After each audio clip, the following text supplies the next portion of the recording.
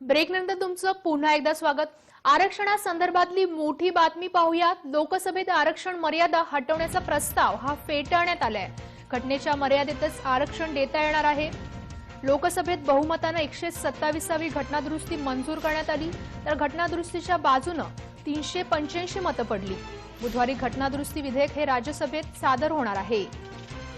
आरक्षणासंदर्भातली मोठी बातमी आपण पाहत आहोत। आजच्या दिवसातली ही सर्वात मोठी बातमी, घटनेच्या मर्यादेतच राहून आरक्षण देता येणार आहे।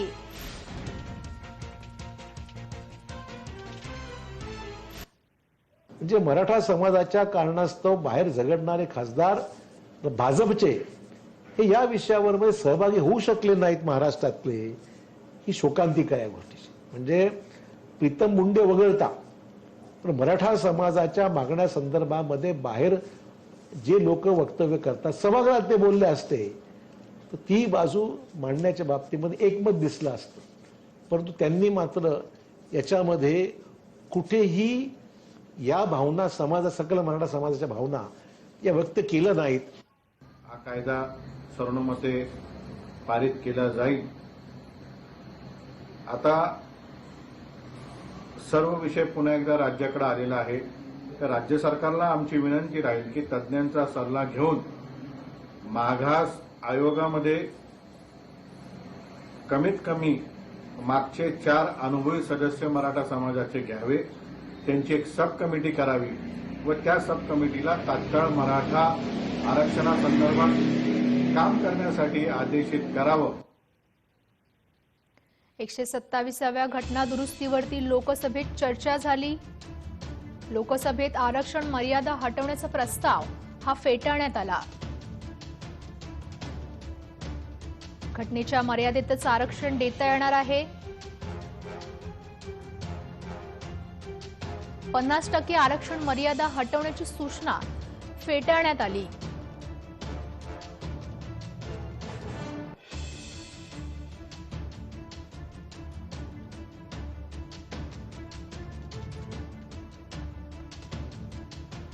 या संदर्भात थेट जोडले गेलेले आहेत श्रावण देवरे, जे ओबीसीचे अभ्यासक आहेत, आणि संजीव भोर पाटील, जे शिवप्रहार संघटनेचे नेते आहेत। श्रावणजी, तुमच्यासाठी प्रश्न की लोकसभेमध्ये 127व्या घटना दुरुस्तीवरती चर्चा झाली, त्यानंतर आता मराठा आरक्षण हे कशा प्रकारे देता येईल, सरकार पुढे मोठं कुठलं आव्हान आहे?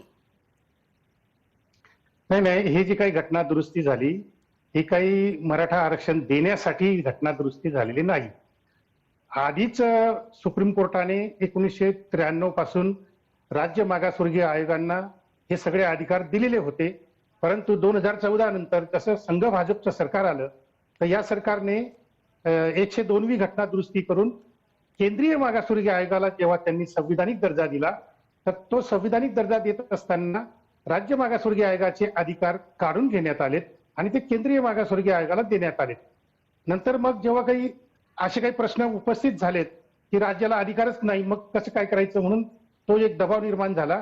आणि सर्वात महत्वाचं म्हणजे राज्य मागासवर्गीय आयोगाचे अधिकार काढून घेतल्यानंतर महाराष्ट्रामध्ये फडणवीस साहेबांचं सरकार होतं, त्यावेळेस मराठा समाजाला आरक्षण देण्यात आलं आणि राज्याला आरक्षण देण्याचा अधिकार नसताना फडणवीसांनी मराठा समाजाला आरक्षण दिलेच कसं, अशा पद्धतीने प्रश्न उपस्थित व्हायला लागल्यानंतर भाजपचेच मुख्यमंत्री जेव्हा अडचणीत येतात, माजी मुख्यमंत्री जेव्हा अडचणी येतात, तेव्हा त्यांना त्या अडचणीतून मुक्त करण्यासाठी आणि आम्ही मराठा समाजाला पुन्हा आरक्षण देण्यासाठी ही 127वी घटना दुरुस्ती करतो आहोत, असं चित्र संघ भाजपवाले निर्माण करत आहेत की जे त्यांना राजकीय दृष्ट्या फायदेशीर असेल, परंतु प्रत्यक्षात परिस्थिती तशी नाही आहे। ही घटना दुरुस्ती करताना आमची एक विनंती होती की ही 127वी घटना दुरुस्ती करताना राज्य मागासवर्गीय आयोगाला दिलेले अधिकार राज्यातील सत्ताधारी जाती त्यांचा गैरवापर करतात, जसं की फडणवीस साहेबांनी गैरवापर केला आणि चुकीचं असून सुद्धा मराठा समाजाला आरक्षण दिलं की जे सुप्रीम कोर्टाने सिद्ध केले की हे चुकीचं आहे, आणि तरी फडणवीस साहेबांनी मराठा समाजाला आरक्षण दिलं हे चुकीचं होतं।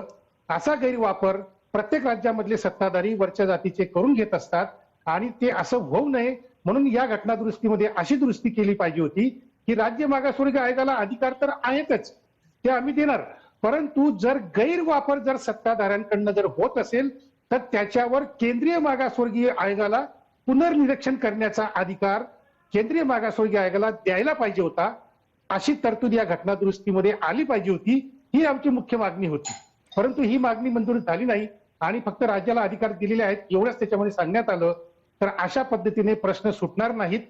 प्रत्येक राज्यामध्ये जे सत्ताधारी जाती आहेत त्या जमीनदार जाती आहेत, वरच्या जाती आहेत आणि त्या अशा प्रकारे राज्य मागासवर्गीय आयोगाचा गैरवापर वोट बँकेसाठी करून घेत असतात. जसं तिकडे जाट आहेत, पटेल आहेत, इकडे मराठा आहेत, तिकडे ठाकूर आहेत. या ज्या वरच्या जाती आहेत, या ज्या क्षत्रिय जाती आहेत, जमीनदार जाती आहेत, श्रीमंत जाती आहेत, सत्ताधारी जाती आहेत, यांना आरक्षण देण्यासाठी आणि त्यांची वोट बँकवर कब्जा करण्यासाठी जसं फडणवीस साहेबांनी चुकीचं आरक्षण मराठा समाजाला दिलं तसा इतरही राज्यात आता होण्याचा प्रकार सुरू झालेला आहे. तो रोखण्यासाठी केंद्रीय मागासवर्गीय आयोगाला असे अधिकार दिले पाहिजेत की राज्य मागासवर्गीय आयोगाने घेतलेल्या निर्णयाचं पुनर्निरीक्षण केंद्रीय मागासवर्गीय आयोगाला करता आलं पाहिजे. श्रावणजी, आणि तुम्ही ते आमच्यासोबत असेच राहा. आमच्यासोबत जोडले गेलेले आहेत संजीव भोर पाटील, जी शिवप्रहार संघटनेचे नेते आहेत. तुमच्यासाठी प्रश्न, मराठा आरक्षण जबाबदारी आता कोणाची आहे? आपण विचारलेल्या प्रश्नावर ताई मी नक्कीच बोलेल, पण त्याआधी श्रावण देवरे साहेबांनी या ठिकाणी जो उल्लेख केला की तत्कालीन फडणवीस सरकारने मराठा समाजाला जे आरक्षण दिलं ते चुकीचं होतं, म्हणजे आरक्षण देणं चुकीचं मराठा समाजाला, ही सुप्रीम त्यांचं हे सुप्रीम कोर्टाने सांगितलं. हे बघा, कोर्टात मांडताना काय त्रुटी असतील, काय चुका झालेल्या असतील, याचा अर्थ असा होत नाही की मराठा समाजाला आरक्षण देणं चुकीचं आहे, मराठा समाजाला आरक्षणाची गरजच नाही, असं तुमच्या बोलण्यातून अप्रत्यक्षपणे कन्क्लुजन बाहेर येतं. माझ्याने सुप्रीम कोर्टाचं कन्क्लुजन आहे ते सांगितलं मी. हे बघा, सुप्रीम कोर्टात राज्य मागासवर्ग आयोगाचा जो काही अहवाल आहे त्याबाबत जी काही मांडणी झालेली असेल किंवा त्याला आणखी काही सपोर्टिव्ह डॉक्युमेंट्स लागले असतील, त्याच्यात काही त्रुटी राहिलेल्या असतील, काही त्रुटी सुप्रीम कोर्टाने लक्षात आणून दिलेल्या आहेत. राज्य मागासवर्ग आयोगाच्या अहवालाच्या बाबतीत काही मुद्दे सुप्रीम कोर्टाने नक्कीच त्या ठिकाणी मांडलेले आहेत, समोर आणलेले आहेत. त्या बाबतीत अहवालात आणखी सपोर्टिव्ह डॉक्युमेंट्स देता आले असते, ते दिले गेले नसतील, त्याच्यामुळे जर अडचण तयार झालेली असेल तर याचा अर्थ मराठा समाजाला आरक्षण देणं चुकीचं आहे असं म्हणणं हे अतिशय बेजबाबदारपणाचं आहे आणि हे सामाजिक सुप्रीम कोर्ट बेजबाबदार आहे. सामाजिक स्वास्थ्य ह्या विषयाशी ज्यांना काही देणं घेणं नाही असेच लोक असं वक्तव्य करू शकतात. या राज्यातलं, या देशातलं जाती कलह वाढू नयेत, सामाजिक स्वास्थ्य टिकून राहावे, ही सर्वांची जबाबदारी आहे. देवरे साहेब, ती आपली आहे, आमची आहे आणि आपली आहे.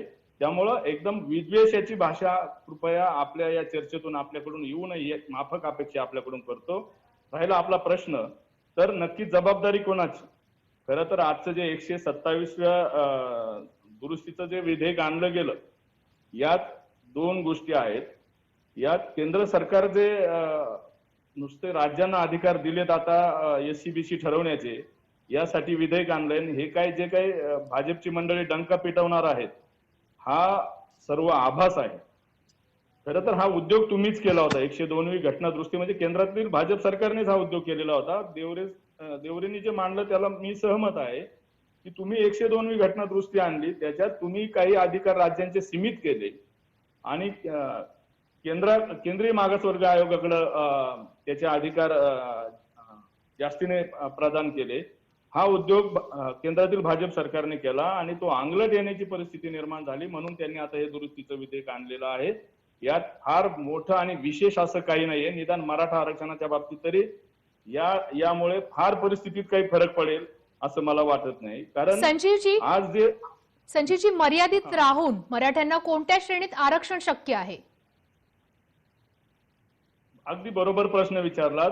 ज्यावेळेस मराठा समाजाला SCBC म्हणजे सोशियली आणि एज्युकेशनली बॅकवर्ड क्लास ठरवून SCBC आरक्षण तत्कालीन फडणवीस सरकारने दिलं, त्याच वेळेस फडणवीस सरकारची जबाबदारी होती की OBCतून, SCBC म्हणजे काय, OBCतूनच, हा शब्दप्रयोग फक्त दोन संज्ञा वेगळ्या आहेत एकाच आरक्षणाच्या, असं मी म्हणेन. OBCतून म्हणजेच socially educationally backward class. OBC म्हणजे काय, सोशली एज्युकेशनली बॅकवर्ड क्लास. आता त्याच्यात देवरे साहेबांसारखी मंडळी त्याच्यात पॉलिटिकली बॅकवर्ड असे त्याच्यात त्यांना इनडायरेक्टली अभिप्रेत आहे, त्याच्यावर मी बोलणार नाही आता. परंतु आम्ही जे आरक्षण मराठा समाज मागत आलेला आहे तो शिक्षणातून नोकरीत मागत आलेला आहे.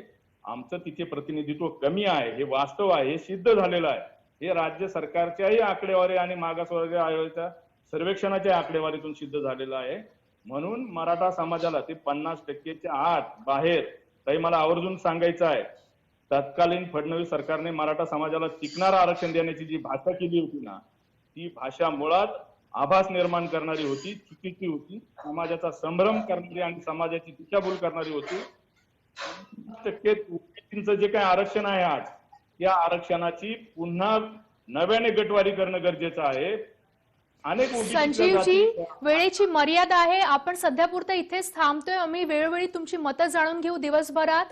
संजीव भोर पाटील यांना सुद्धा धन्यवाद. श्रावण देवरेजी पाटील यांना सुद्धा धन्यवाद.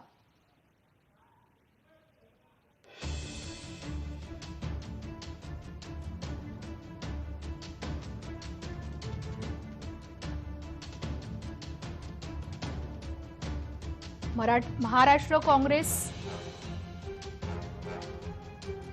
लोकसभेमध्ये आरक्षण मर्यादा हटवण्याचा प्रस्ताव फेटाळण्यात आला. घटनेच्या मर्यादेतच आरक्षण देता येणार आहे.